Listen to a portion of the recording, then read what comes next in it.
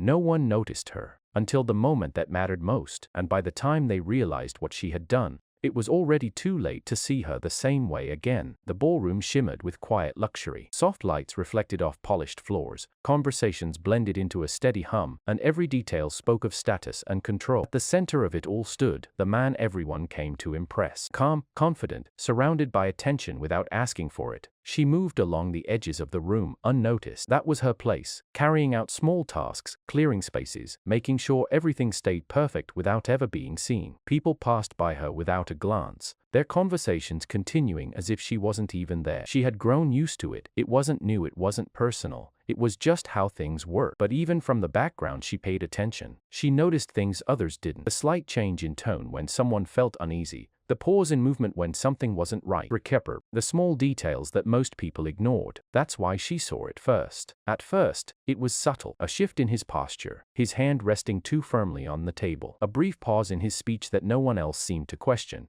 But to her it stood out immediately. She slowed her movement, watching more closely now. Something wasn't right. He tried to continue, to maintain the same composed image everyone expected from him. His balance faltered, just for a second. His expression tightened, almost invisible to the crowd. Almost. Then he collapsed. The sound broke through the room, cutting off conversations instantly. Glasses paused mid-air, eyes turned, whispers replaced laughter. But no one moved. They looked at each other, unsure, waiting for someone else to act. That moment of hesitation, it stretched too long. She didn't think. She dropped what she was holding and moved forward, pushing through the crowd without waiting for permission. "Give him space," she said, her voice steady despite the tension around her. Some stepped back, others hesitated, confused by her sudden presence. She reached him and knelt beside him, her focus narrowing completely. Everything else disappeared. He wasn't responding. His breathing weak, her hands moved quickly, guided by instinct and something deeper than fear. He adjusted his position, trying to help him breathe properly. "Someone call for help," she said firmly. Still, the reaction was slow, too slow. Time wasn't waiting. She looked at him, at the stillness that shouldn't have been there, and made a decision. No hesitation, no doubt. He leaned in. The room fell silent in a way it never had before. Seconds passed, then, a breath. A sudden, sharp intake of air. He coughed, his body reacting as life rushed back in. The tension broke instantly, replaced by shock, relief, and disbelief. She pulled back slightly, watching him carefully, making sure he was stable. "You're okay," she said quietly, her voice calm. But nothing about the moment felt normal. Forchuri breast, because as he slowly opened his eyes, his gaze didn't go to the people standing around. It went to her, and for the first time, he saw her. He should have been surrounded by people he trusted. But the one person who saved him was the one no one even noticed. And that was the moment everything began to feel different. The room was no longer calm. Voices overlapped. People stepped forward all at once now that the danger had passed, offering concern, asking questions, trying to take control of a situation they had ignored just moments ago. But he didn't look at them. His focus stayed on her. She was already pulling her hands back, creating distance, as if the moment was over for her, as if saving his life was just another task she needed to finish before disappearing again. "Wait," he said, his voice still rough but steady enough to stop her. She paused. Slowly, she turned back, unsure if he was speaking to her. Their eyes met again. Up close, the contrast was even clearer. He belonged to this world of power and attention. He existed outside of it, quiet, overlooked, never meant to stand in the center of anything. But right now, she was the only thing he was focused on. "You helped me," he said. It wasn't a question. She gave a small nod, keeping her tone simple. "You needed help around them." People began to step in again. "Sir, are you all right? We've called for medical assistance." "You should sit back, take a moment." He raised his hand slightly. Silence followed, not complete silence, but enough. "I'm fine," he said, though his eyes never left her. Then, more clearly, "Give us a moment." That changed everything. The same people who had filled the space just seconds ago stepped back, confused but obedient. She noticed it too. The shift, the way the room responded to him, and now, indirectly, to her. "You should rest," she said, trying to keep things simple, professional. "Help is on the way." He studied her for a moment longer, as if trying to understand something beyond what had just happened. "What's your name?" he asked. The question caught her off guard. Hesitated, not used to being asked that in a room like this. "Amina," she said quietly. He repeated it once, as if committing it to memory. "Amina." The way he said it felt different, not dismissive, not distant, real. She shifted slightly, aware of the attention still lingering around them. "You're stable now. I should get back." But before she could step away, he spoke again. "No." The word wasn't harsh, just certain. "I'm not going back to being invisible after this," he said. She looked at him, confused by the statement. "I didn't do it for attention," she replied. "I know a rewartorial true pointy per pointy war preable for creating the pin show. Shoot. I know," he said. "And that's exactly why it matters." The weight of his words settled between them. For the first time, she didn't know what to say, because this wasn't how things usually went. People didn't stop. They didn't notice. They didn't remember. But something about this moment felt different, not because of what she did, but because of what it changed. And as the sound of approaching help echoed in the distance, one thing became clear to both of them. This wasn't the end of the moment. It was the beginning of something neither of them had planned. The emergency team arrived quickly, but by then, the situation had already changed in a way no one could undo. Started as panic had settled into something else. Confusion, curiosity, and a quiet shift in how people looked at her. She stepped back instinctively, returning to the edge of the room like she always did. It was familiar, safe, invisible, but it didn't feel the same anymore. Because now, people were looking, not just at him, at her. She noticed the whispers first, small, controlled, but impossible to ignore.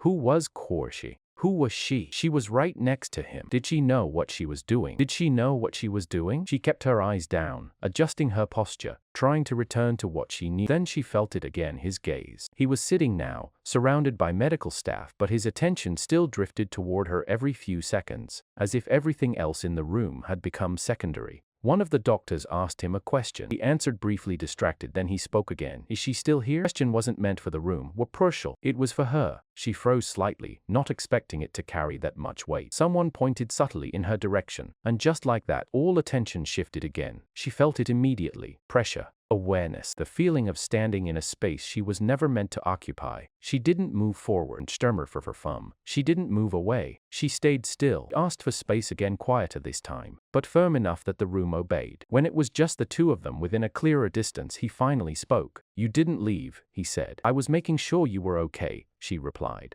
"Mahasam perform, sub the stum form," she allied. "I am," he said. Pause. Then, "Because of you." She didn't respond right away. People like him didn't usually say things like that. She didn't roll right that, and people like her didn't usually hear them. "I didn't do anything special," she said finally. That made him look at her more closely. "Everyone else watched," he replied. "You acted." Her expression stayed neutral, but something inside her shifted slightly. "It was the right thing," she said simply. She said simply. He nodded slowly, as if that answer confirmed something he already suspected. "It's not common here," he said. She understood what he meant. This world, this environment, this separation between people who act and people who wait. "I'm just doing my job," she said, trying to close the conversation. But he didn't let it end. "No," he said, not louder, just firmer. "This wasn't part of your job." That made her pause. For the first time, she didn't have a quick answer ready, because he was right. It wasn't. Silence stretched between them again, but this time it wasn't empty. It felt like recognition, like something had been seen that couldn't be unseen. "I want to thank you properly," he said. "That's not necessary," she replied quickly. "It is," he said. She looked up at him then, meeting his eyes fully for the first time since the moment began. Something about that exchange changed the tone completely. Not louder, not dramatic, just real. Around them, the world was still moving, staff, guests, procedures being followed. But in that small space, everything else felt distant. "I don't need anything," she said, with for come plaffer. He studied her for a moment, then replied quietly, "Maybe not today." That line stayed between them, because neither of them said what they were already starting to understand, that this wasn't just about what happened in the room. It was about what happened after someone finally got noticed. And once that happens, Nipus don't go back to being invisible. By the time the room returned to normal, nothing actually felt the same. The music resumed, conversations restarted, people tried to move on, but the moment had already left its mark, and for him, there was no going back to what things were before. He stood again, steadier now, the weight of what happened still settling in. People approached him one by one, offering concern, checking on him, trying to re-establish the control that had been lost. He acknowledged them briefly, but his attention kept drifting elsewhere. To her, she had already stepped away, back to the edges where she belonged, or where she used to belong. Her movements were quiet again, careful,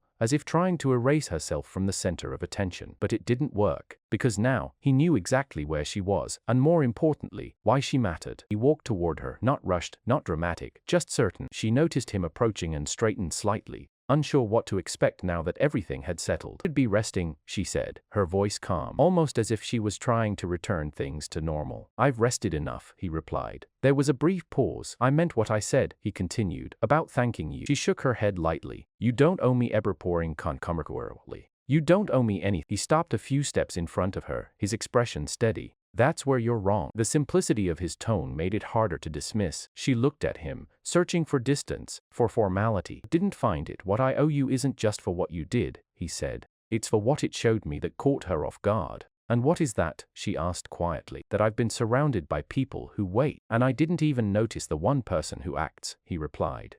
The words settled between them, deeper than she expected. For a moment neither of them spoke. Then he made a decision. "I want you to work directly with me," he said. She blinked, surprised. "What? Not in the background," he clarified. "Where you're seen, where what you do actually matters." Her first instinct was to refuse. "This formal pong is This isn't my place," she said. He shook his head slightly. "You proved tonight that it is." She hesitated, uncertainty clear in her expression. This world, his world, wasn't built for people like her. At least, that's what she had always believed. "I wouldn't even know where to start," she admitted. "That's fine," he said. "You won't be doing it alone." Something in his voice made it feel less like an offer, and more like a door opening, a real one. She looked around briefly, at the same space that had always kept her on the outside, then back at him. "Come first issue dashens fall corn tumble a burrow lightly in the rending cumble." "You're serious," she said. "I don't make decisions like this lightly," he replied. That was true, and she could feel it. This wasn't about impulse. It was about recognition. She took a slow breath, still unsure, but no longer dismissing the possibility. "All right," she said finally. Not fully confident, but willing, and that was enough, because in that moment, something shifted for both of them.